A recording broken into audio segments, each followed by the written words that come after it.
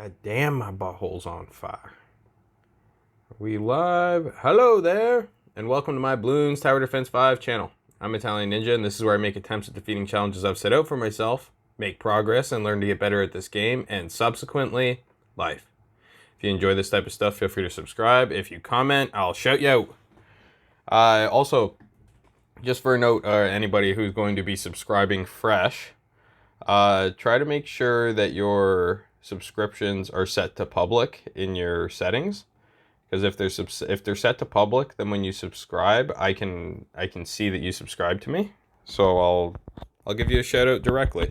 I mean, if not, if you just want to make a comment or say anything, you guys let me know what you're thinking. I want to know if you guys like this stuff, anything you think I could improve. I've been making alterations based on a lot of the suggestions that people have made, and I'm slowly working up to everything. I mean, I might not be necessarily getting to everything right away, but I'm working on it, Like I said in the intro to this, it's like, trying to get better at this game and subsequently life. So, and that's kind of the whole goal of everything, If anybody's ever struggling with anything out there, try to think about it in terms of if you're progressing your life, because it's hard to be upset in your life and at yourself if you're making progress in your life, unless the people around you aren't encouraging that, right? Because you might be doing something like, this is a good example, but it's like, if you have a complete disaster of like a bedroom and you try to clean up your bedroom and the people around you are making fun of you and beating you up, maybe not physically, but, verbally and emotionally beating you up because you didn't clean your room, or because you did clean your room. That's a fucked up one, right? You would want people to be on the side of you that want the best for you, meaning like somebody who's like saying, hey man, clean up your room. That's somebody who like might be giving you some negative emotions in the moment, but might actually be helping you long term, because they know that the proper way for you to actually act in the world is by taking care of your shit, right? So if somebody's mad at you because you are doing something to improve your life, stay away from that person. Just like a simple filtering mechanism, right? If you're making attempts at trying to improve the quality of your life, and you're making progress and trying to make progress in your life, and people are trying to impede that, stay away from those people, and your life will be easier. It's just a quick tip of advice, for anybody out there that's dealing with anything. But usually, for the most part, most of the positive feelings that I've felt, or most of the what do I want to call them? Like in most enchanting things that I've done? No, inspiring, maybe a bit. I can't remember. I don't know what exactly what word I'm looking for, but work on progress. Progressing your life, progressing projects, progressing and everything, right? If you actually look at how games mimic that just comes from game developers realizing that. And if you look at like all these little achievements and things that are inside of games, they have progress bars, they have exp bars, and it's all engineered, right? It's engineered to make you feel like you're making progress in the game, because if you're making progress in the game, then now just imagine life is the game, right? If life is the game, which it's the video game mimics real life, right? That's the only reason that we're compelled by it at all, is because it mimics real life. So, I mean, if you just take that concept, right, and extrapolate it, it's like, so then what is it that we need to do in our real life? It's like make progress. And I mean, it's also noticing it, right? Because sometimes you might actually make a huge achievement, or like one of the craziest weird happy moments I ever actually had in my life is just like, and it was partially had to do with expectations, right? One, let's just call it a Wednesday evening. I can't remember per se. What happened here? Is my game still, I lagged out? No, I'm not lagged out. It's just, I must have put the phone down for a minute or something. But if you guys watched the last video, I'll just pause my story for a second. I'll tell you guys that in a minute. But what I was going to say is that if you guys have noticed from the previous video to this video to most of the videos, I start with my same setup, right? I start with my Ninja Monkey, and then I put down my tack shooter at about round 3, and then about round 6 I put my Monkey Apprentice, and then maybe round 9 I get my Monkey Engineer, and then I upgrade my Monkey Engineer to a 2-0, and then that can usually get you to a Monkey Village no problem. And once you have your Monkey Village, you just kind of keep steamrolling and slowly upgrading your units. Upgrade your Monkey Ninja next after that. But once you have your Monkey Village, it makes everything cheaper on the board that is in the vicinity of your Monkey Village. So I think it's 10% cheaper, I think is what Nick Van told me. So just keep that in mind, that anything that's under the Monkey Village is going to be cheaper for you to purchase, which helps significantly during the Impoppable game. So anyway, I'll continue my story. Which I kind of forgot a little bit of it. What was I getting at? Oh, fuck.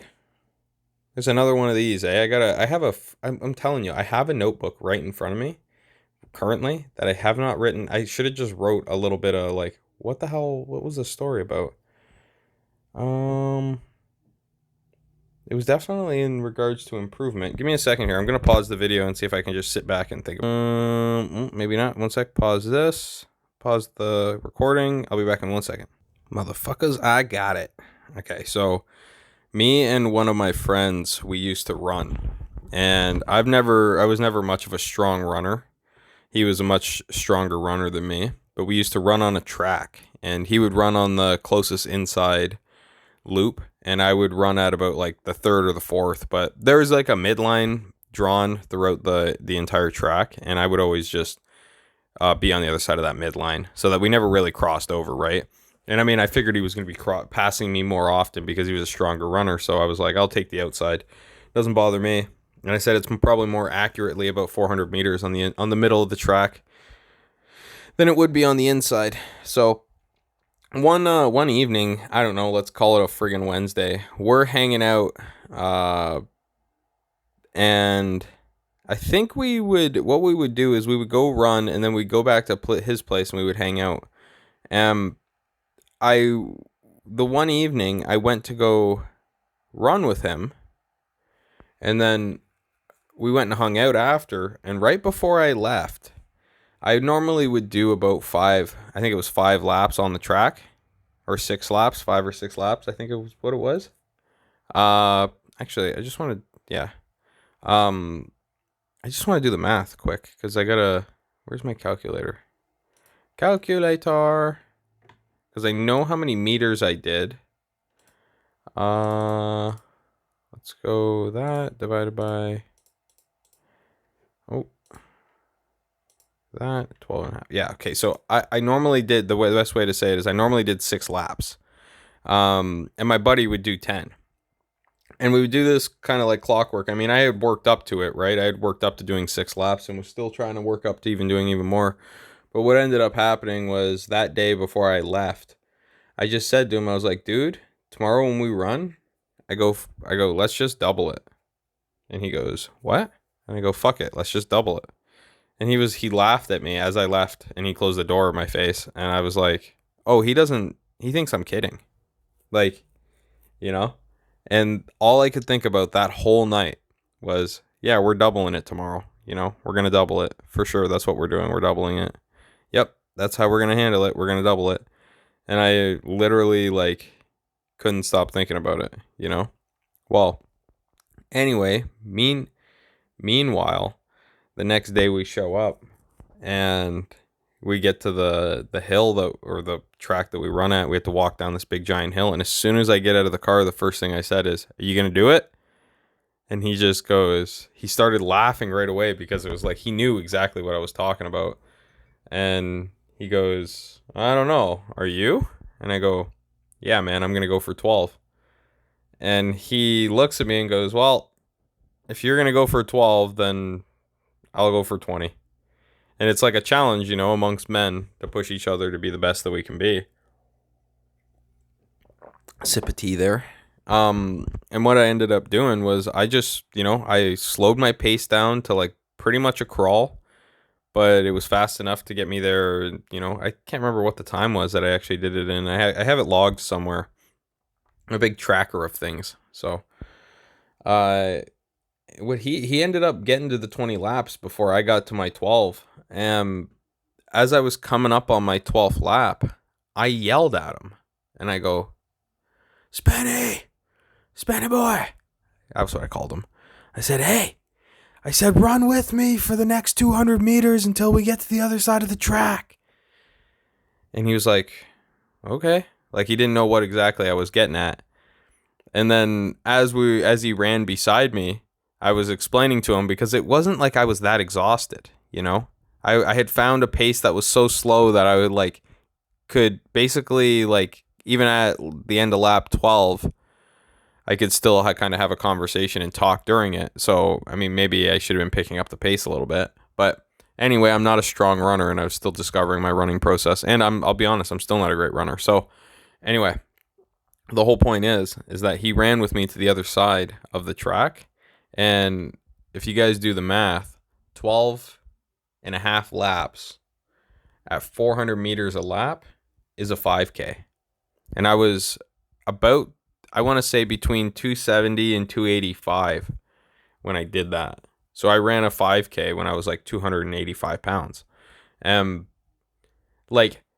remember being done that. And after I did it, I kind of just sat there in shock. And I was so surprised, because it was one of these things that was I just couldn't believe it. When you sit there and do something that you have expectations for achieving, then you're not surprised, right? But for me, it was I didn't think I was going to be able to do the double the laps to begin with. And then when I actually did it, which is really funny, right? Oh, I forgot to buy radar scanner here. Did I buy it? I probably bought it now. But anyway, so one thing I should say about this, just to pause the story for a second. You need radar scanner. If you're going to take this strategy, you need radar scanner on your monkey village by round 59. You need it. There's no doubt. No, you have to have it. So, yeah. I'm going to keep going here. Hopefully I'm just going to pause something here. I want to see how much storage I have left. I need to, or else I don't want this video to run out in the middle. All right. We're back and we should be good. I moved it back a little bit because I remembered that I was around 59, but as soon as I moved out to go check to see how much storage I had and how much room I had and everything, it got me moved away from where we were placed exactly. So we'll just go from here. I ended up upgrading the monkey village to get a radar scanner so that we could keep continuing with that. Where's it going with that? So I ended up having to delete a video because I was probably going to have enough room, but I didn't want to cut it that close.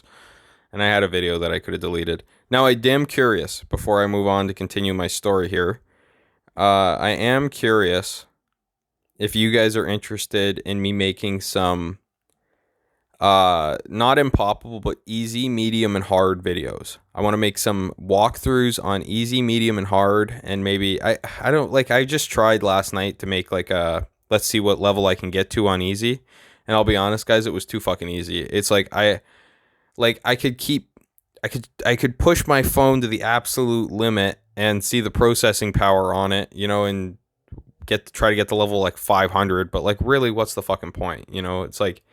It's just a challenge of your setup at that point. And it's it's not a challenge, the challenge is, it's like a long-term challenge, right? Because I can challenge myself in a game with this in 20 minutes, right? And end up losing it and then restart and try again. Or I could do a challenge like that and find out after 6 hours that, oh, well, maybe I should have went with the temp, or maybe I should have went with Super Monkey Robots instead of Sun Gods, right? It's well, fuck, I don't know, 6 hours later.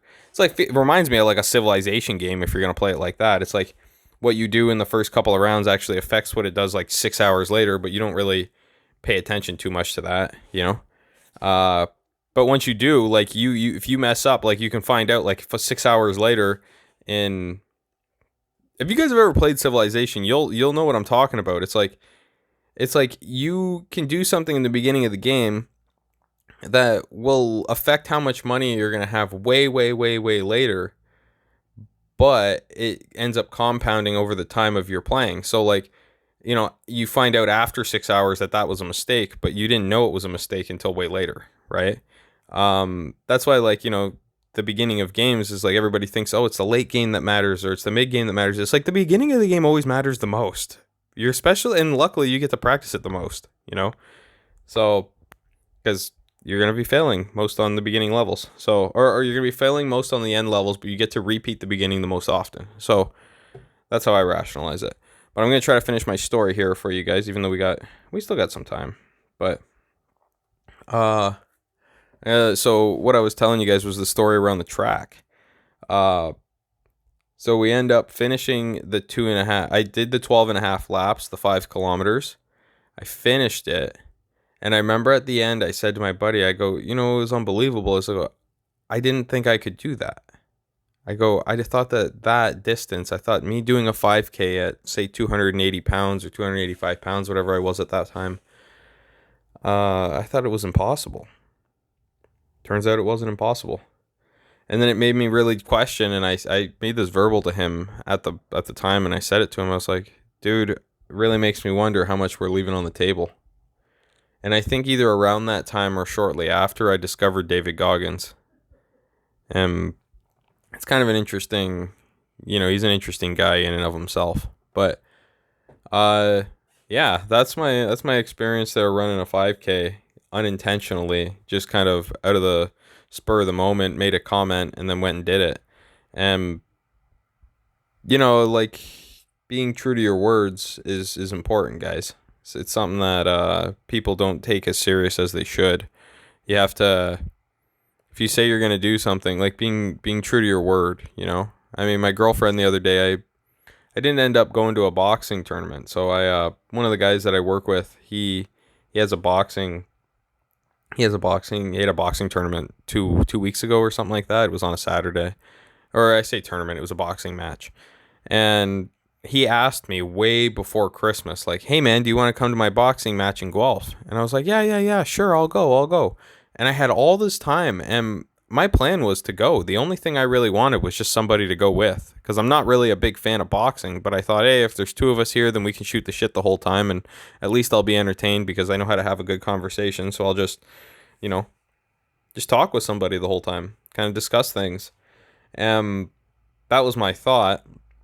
I ended up going around to probably about 15 of my friends and tried to convince anybody to come, and nobody wanted to go. Like, nobody had any interest. I mean, they had either plans or they didn't want to spend the $35 because this boxing match was $35 to get into, which I'll admit, I didn't really want to spend the $35 either, but I was willing to because it was a guy that I wanted to watch box. I was trying to be there to support him, right? Because he's he's actually one of the number one boxers in the province that I live in Canada. So, for his weight division, and he's a small little guy. He's probably about 125 pounds, but he's like, you could just see his movement at work when we work together. It's like you can see that he's athletic and has good movement. So it was like one of those things where I'm like, I wonder how this translates inside of the ring and how exactly this works out. So, you're fascinated and curious by your friends, right? So I was fascinated by this. I wanted to check it all out and didn't end up going. And the thing was, and this is what's funny, dude, is like for the next week, I felt like shit after I didn't go because I couldn't convince anybody to go. The drive was probably about an hour and a half away. I didn't want to go by myself, and I didn't want to spend 3 hours like not enjoying myself, right? Even though it would have been fun to watch him fight for however many minutes or rounds he ended up fighting. Which I talked to him after, and he said he ended up losing, which, who knows that if maybe he would have had more support, more people show up, maybe he would have put on a better show and he would have actually won. Who knows, right? But that's like the butterfly effect. But that's like the butterfly effect or Mandela effect. I can't remember which one it is exactly. But let's just go with butterfly effect for now. I think Mandela's effect was more so when, like, everybody thought that guy was dead before he actually died, and then when he did die, everybody was like, what, he's not dead? It's like, that's the Mandela effect, right? You thought something already happened when it didn't. Butterfly effect, I think, is more so how, like, the wings of a butterfly, the flapping of the wings of a butterfly could affect, could potentially, say, turn into like a hurricane, you know, or how the flaps of the wings of a butterfly could affect maybe insect populations in another part of the world. Like, it's just like one tiny little thing. You really don't understand how everything affects everything else, right? And I'll be honest, like, these are things that that fascinate me to no end, because it's just like, you don't know, right? You really don't know. Like, if I would have managed to convince all 15 people to come and support this guy, and we took 3 carloads down of guys to support this guy at this boxing match, maybe he would have seen us all in the crowd and he would have put on a show and fucking won. And then it's like, how much does that change his life? You know, instead of months of him being in the shit, being mentally drained because he lost a match, and he's trying to sit there and figure out, why did I lose and all this. And it's like, dude, he might have the skills. Maybe he just didn't have the confidence. Maybe it was that maybe people showing up would have given him the confidence. So you never know, right? What people are going through and what can affect them and how you could help them, you know. But I think that's where everybody should err on the side of, is like, take on as much as you can, and then continue to take on a little bit more and a little bit more and a little bit more, you know. And sometimes you're gonna have to unload that weight, right? Like, you can't go 16 hours a day with a 100-pound rucksack on your back and never take a break. You know, you're gonna, every once in a while, you're gonna have one of those days where you just gotta fucking drop the rucksack and just take a relaxed day, you know. Now, I mean, sometimes you can't, and sometimes you don't, you know. And you get to the top of the mountain, and then you realize, oh, actually, we gotta fucking keep going. And I think that that's something that, if you ever watch military movies, or, you know, if you've ever seen like two weeks in Hell, which is about the Navy SEALs and their process for inducting people into the Navy SEALs. It's like the initial training process, right? I think it's on YouTube still. You guys could watch it if you want. Maybe I probably won't throw a link in the description, but if anybody's can end up finding it, or, you know, maybe you're having trouble finding the one that I'm talking about exactly, I could always post the link. It's just one of those things where it's an interesting, you know, idea that's like, you know, people can push themselves way further than what they think they can, and they have way more in them than what they think they do, right? This is something that me and my girlfriend discuss actually quite often, that it's like, you know, I seem to be able to see in people that they have way more potential than they think they do, you know. It's like, man, you know, because you hear it in people's voices and you hear it in the way that they speak. Oh, I can't do that. It's like, well, no, if you think you can't, then you definitely can't, you know. But I think you can. And it's like, whoa, that's just like a weird thing. It's like, well, if I think you can, and it's like, do I know more about this than you? Depends what it is, right? Like, I've worked in a factory with guys who's like, you know, they think like, oh no, I couldn't do that. And it's like, yeah, you can, and you will be, you know. Give yourself a week. Like, what do you think? I'm going to be doing this for you the whole time? No fucking way, bro. A tea sip right there. A little bit of tea sip. Okay, so let's change the topic. So now that we've gotten through the bulk of this game, which honestly I could probably just cut the first fucking 80 rounds and just show you guys the last 5 if I really just wanted to get to the bottom of it. Which, you know what? Honestly, I might end up doing a video of just shit like that, where it's like, maybe I just show different endings and show that the progress towards it. I'm not sure. I'm not exactly certain how to direct some of this content, but as of right now, I've been enjoying just chatting with you guys and telling you guys stories and shit like that. So we'll dial in for a minute for the end of this video here, and I'm just gonna count things up here. So you got 1, 2, 3, 4, 5, 6, 7, 8, 9, 10. We got 10 Moab Maulers. We have 1, 2, 3. We have 3 super wide Bloon chippers. We have only 1 Bloon Jitsu Monkey Ninja. We have 2 Monkey Apprentices with Lightning Bolt, as far as I can tell. I have one Apache Dart ship. And I have my Monkey Engineer is upgraded to Cleansing Foam, so he's a 3-0. Probably I would guess that Bloon, that glue gunner in the middle there is probably at a 2-2, but I can't be certain because I can't click on it. But they seem to be handling. This round's not looking the greatest. It's actually, I might end up losing here. Okay, well I put some tax down to help save my ass. Which I probably would have lost if I didn't put any tax down. So that was helpful, but I don't know if that really counts. There's a little bit of cheating, eh? I know I'm not using any super monkeys.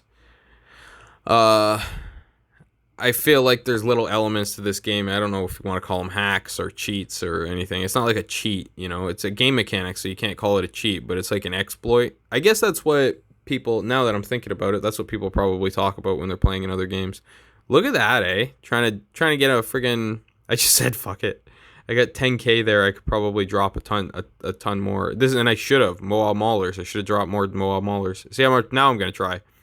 It's like I can't fit them in there. Getting annoyed. Oh my god. What are they called again? I got it up on my computer actually. What the hell were they called? Zeppelin of Mighty Gargantuans. Gargantuanness. Zeppelin of Mighty Gargantuanness. ZOMG. My god. My god. That's what I'm gonna make the video, the name of this one. My god. ZOMG. Oh my god. They're getting chipped up though. They're getting chipped up and they're working quite well. I mean, I feel like my setup is struggling a little bit, but it's not like it's having too rough of a time. And having all these Moab Maulers to get the area of attacks. They really... A second Apache Dart ship. I wish I could have bought a second Apache Dart ship. That would have been pretty helpful, I think. I'm not going to have enough money for it here. But look how close this is. That was so friggin' close. Like, anyway. We'll talk in the next one, guys. Have a good one. Bye!